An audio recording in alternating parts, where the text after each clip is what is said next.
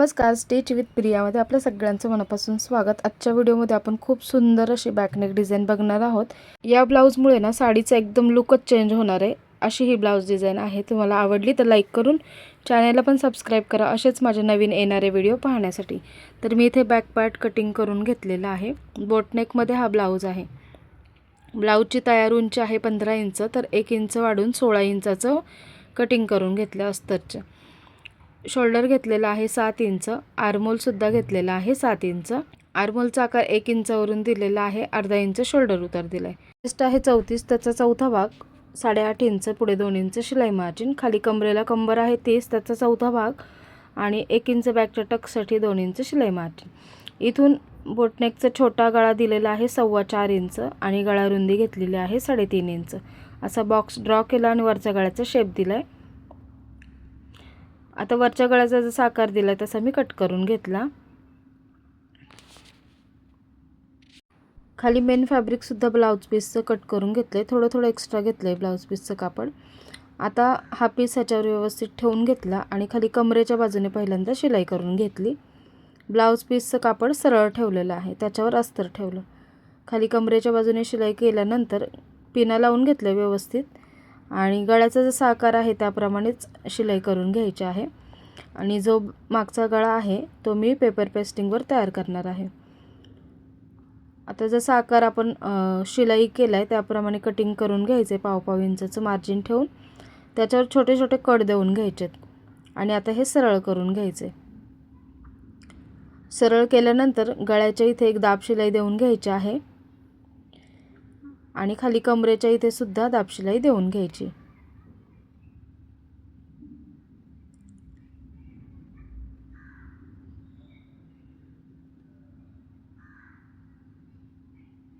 अस्तर व्यवस्थित हाताने एकसारखं करत, ब्लाउज पीस सुद्धा हाताने व्यवस्थित एकसारखा करत याची शिलाई देऊन घ्यायची आहे।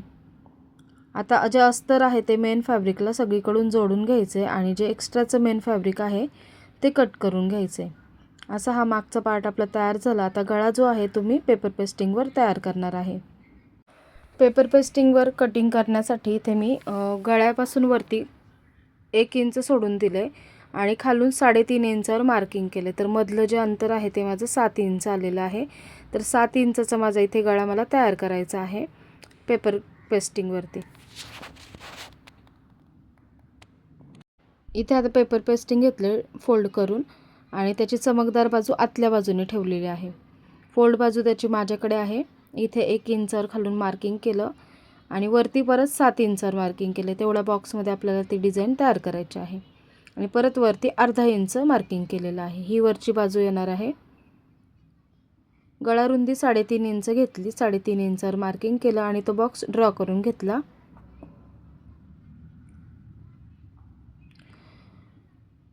इथून खालच्या बाजूने 3 इंचावर मार्किंग केलंय आणि क्रॉस लाईन अशी जोडून घेतली।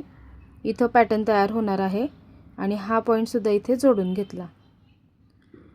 तर वरच्या बाजूने इथे गळ्याचा आकार देऊन घ्यायचा आहे। तर मी बघू शकता इथे दिलाय तसा त्याप्रमाणे इथे आकार देऊन घ्यायचा आहे। सो राऊंड शेप दिल्याने थोडासा आतमध्ये आलेली आहे खालच्या बाजूला।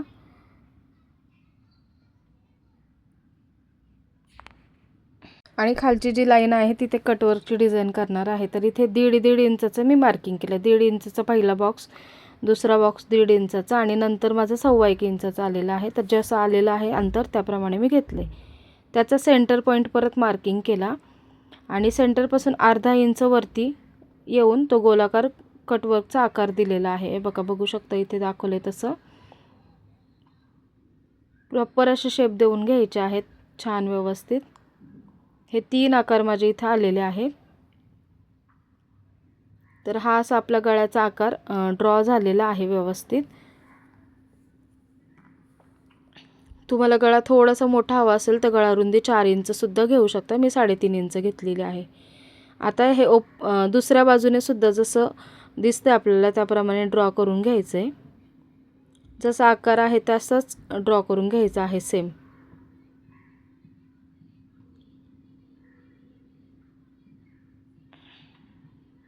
तर हे मी दुसऱ्या बाजूने सुद्धा ड्रॉ करून घेतलं। आता हे ओपन केलं आणि याचा सेंटर पॉईंट मार्किंग केला। आणि साईडने थोडं थोडं एक्स्ट्रा ठेवून एक्स्ट्राचं जे पेपर पेस्टिंग आहे ते मी कट करून घेतलेलं आहे. 1-1 इंच तरी एक्स्ट्रा ठेवून एक्स्ट्राचं कट करून घेतलं.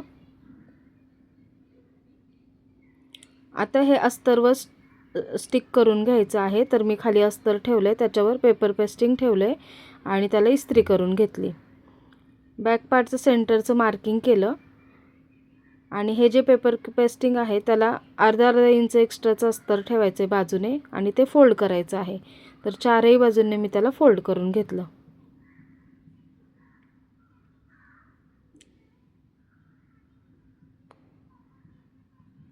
एक्स्ट्राचं असेल तर कट करून घ्यायचं. आता बॅक पार्ट आणि हे जे डिझाईन आहे तयार केलेलं त्याचं सेंटरला सेंटर मॅच करायचं व्यवस्थित. पिना लावून घ्यायच्या, व्यवस्थित पिना लावून घ्यायच्या सेंटरला सेंटर मॅच करून. आणि आता याच्यावर जसा आकार आपण दिलेला आहे त्याप्रमाणे शिलाई करून घ्यायची आहे. व्यवस्थित कॉर्नरच्या तिथे कॉर्नर बनला पाहिजे अशा प्रकारे शिलाई करून घ्यायची आहे. जसं डिझाईन ड्रॉ केलेलं आहे त्याप्रमाणेच करून घ्यायचं आहे. स्टिच विथ प्रिया या चॅनलवर शिलाईचे बरेच सारे व्हिडिओज अपलोड केलेले आहेत आणि इथून पुढे सुद्धा खूप सारे व्हिडिओ येणार आहेत. आणि शिलाई अगदी सोप्या पद्धतीने या चॅनलवर सांगितलेले आहे. तुम्ही जरी नवीन शिकत असाल तरी तुमच्या सहज लक्षात येईल आणि अगदी छोटे छोटे टिप्ससुद्धा सांगितलेले आहेत. तर असेच यूजफुल व्हिडिओ पाहण्यासाठी चॅनलला सबस्क्राईब करा. आता हे माझं करून झालेलं आहे डिझाईन. आता एक्स्ट्राचं फॅब्रिक आतलं कट करून घ्यायचं. तर पाव इंच मार्किंग आतमध्ये ठेवायचं आहे मार्जिन आणि एक्स्ट्राचा जो भाग आहे तो कट करून घ्यायचा. व्यवस्थित आकार आहे त्याप्रमाणेच कट केला इथं आणि छोटे छोटे कट देऊन घ्यायचे. कट महत्त्वाचे आहेत आणि कट देताना शिलाई कट नाही झाली पाहिजे याचं लक्ष द्यायचं आहे. तर इथे असं व्यवस्थित कट देऊन घेतले आणि हे जे पेपर पेस्टिंग आहे ते आतल्या बाजूला फोल्ड केलं आणि त्याच्यावर छान प्रेस करून घेतलं. तर ते व्यवस्थित छान सेट होतं. मग आकार जे आहेत ते व्यवस्थित बाहेर काढून घ्यायचे सगळे. खूप सुंदर असा आकार इथं आलेला आहे गळ्याचा. एकदम प्रॉपर शेप इथे दिसत आहेत. आता हे जे गळ्याचा आकार आहे त्याच्यावरती दाब शिलाई मी देऊन घेतलेली आहे. तर जसा आकार आहे त्याप्रमाणेच आपल्याला इथं दाब शिलाई द्यायची आहे. संपूर्ण गळ्याला मी देऊन घेतलेली आहे. आणि ब्लाऊज तयार झाल्यानंतर आतल्या बाजूने हातशिलाई करून घ्यायची त्याला, म्हणजे आतमध्ये पण फिनिशिंग एकदम छान येईल. याचा आता लुक अजून चांगला यावा त्यासाठी मी इथे टाय आणि बोची डिझाईन तयार करून घेतलेली आहे. त्यासाठी इथे 2 फॅब्रिक घेतले 9x6 इंचाचं. एक अस्तर घेतलं, एक मेन फॅब्रिक घेतले. ते एकमेकांना जोडून घ्यायचे चारही बाजूंनी. चारही बाजूंनी जोडल्यानंतर ते मध्ये फोल्ड करायचे आणि त्याला शिलाई करून घ्यायची आहे. शिलाई करताना मध्ये थोडीशी जागा ओपन ठेवायची आहे ते सरळ करण्यासाठी. इथे बघू शकता. तर इथे शिलाई करून घेतली. आता हे व्यवस्थित सेंटरला फोल्ड करायचं असं आणि त्याच्या दोन्ही बाजूंना शिलाई करून घ्यायची आहे.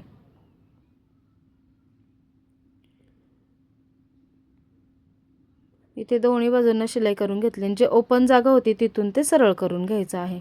बरोबर सेंटरला फोल्ड करायचं, सेंटरचं मार्किंग करायचं आणि अशा प्रकारे प्लीट्स इथं घालून घ्यायच्यात आणि सेंटरला शिलाई देऊन घ्यायची. तर छान असा बो इथे रेडी होतो. तर इथे मी छान अशी शिलाई देऊन घेतली सेंटरला. तर मस्त आकार आलेला आहे. खालच्या टाय बनवण्यासाठी मी इथे 8.5 बाय 5.5 इंचाचे 2 फॅब्रिक घेतलेले आहेत. आता हे उलट्या बाजूने पहिल्यांदा फोल्ड केलं आणि बंद बाजूकडून वरच्या साईडने 1.5 इंचावर मार्किंग केलं. खालच्या बाजूने सुद्धा इथं 1.5 इंचावर मार्किंग केलं. इथून आलेलं आहे रुंद 2.5 इंच. आता हे पॉईंट असे जोडून घेतले आणि खाली असा क्रॉस आकार कट केला आहे. तर असा दुसरा पीससुद्धा कट करून घ्यायचा आणि त्याला एक पेअरचं मार्जिन ठेवून कडेने स्टिच करून घ्यायचं.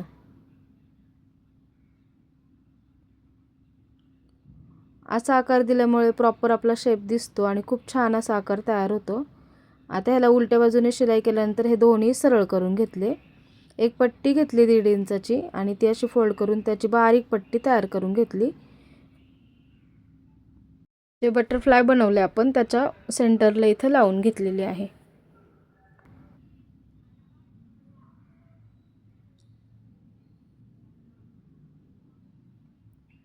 छान पॅक करून घेतलं. इथे पण एक्स्ट्राचं जे काय होतं ते कट करून घेतलेलं आहे, सरळ करून घेतलं एकसारखं.